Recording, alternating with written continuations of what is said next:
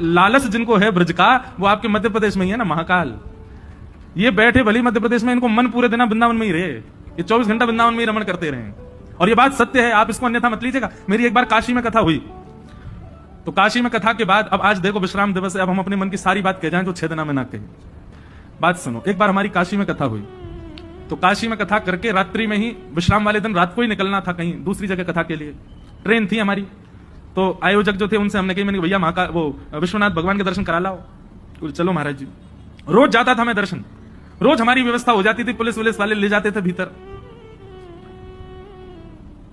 अंतिम दिन पता नहीं कोई विशेष उत्सव था, जाने कोई आया हुआ था, कुछ बात थी, तो जो हमको रोज ले जाते थे वो तो अंतर ध्यान हो गए, वो तो मिले ही नहीं। कोई और था, वो बेचारा इतना परिचित नहीं। अब वो कहें यहां से जाओ, फिर कहें उधर वाले गेट से आओ, फिर कहें उधर वाले, घूमते घूमते घूमते महाराज पांव दर्द हो गए। चलो भ्रमण में इतने कष्ट नहीं था, लेकिन ट्रेन का समय होने लगा। संघ वाले सब कहें, बोले महाराज जी जल्दी करें, रेलवे स्टेशन भी जाना है, ट्रेन निकल जाएगी। मैंने कि एक प्रयास और कर लेते हैं, मिल जाए दर्शन तो ठीक है, नहीं तो फिर चलते हैं।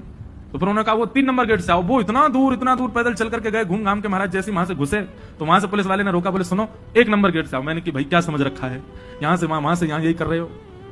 अब पुलिस वाले का क्या दोष। संघ वाले सब बोले महाराज जी अब यहीं से प्रणाम कर लें, फिर रेल छूट जाएगी। तो वहां से सामने विश्वनाथ भगवान का शिखर तो दिख ही रहा था, प्रांगण में ही थे, बस भीतर नहीं जा पा रहे थे। मैंने कि इतरा लो, तुम खूब इतरा लो। मैंने कि आपके साथ भी ऐसा ही हुआ था, जब वृंदावन आए थे तो गोपियों ने रोक दिया था।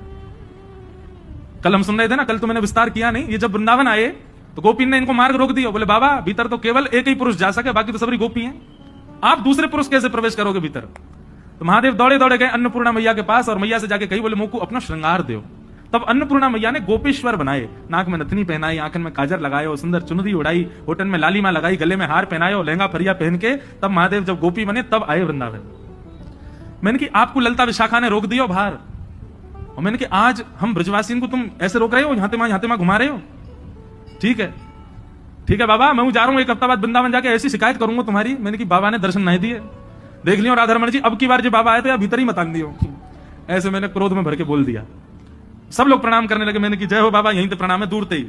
और जैसे ही मैं मुड़ा, इतने में ही वो पुजारी जी जो मंदिर में पूजा करते हुए आए। अरे आप यहाँ क्या कर रहे हो, दर्शन हुए? मैंने कहा ना यार बाबा, दर्शन नहीं दे रहे हो आज। अरे चलो, हाथ पकड़े, और 1 मिनट भी नहीं हुआ, आधे मिनट में सीधे महाराज विश्वनाथ भगवान के सामने बैठा दिए।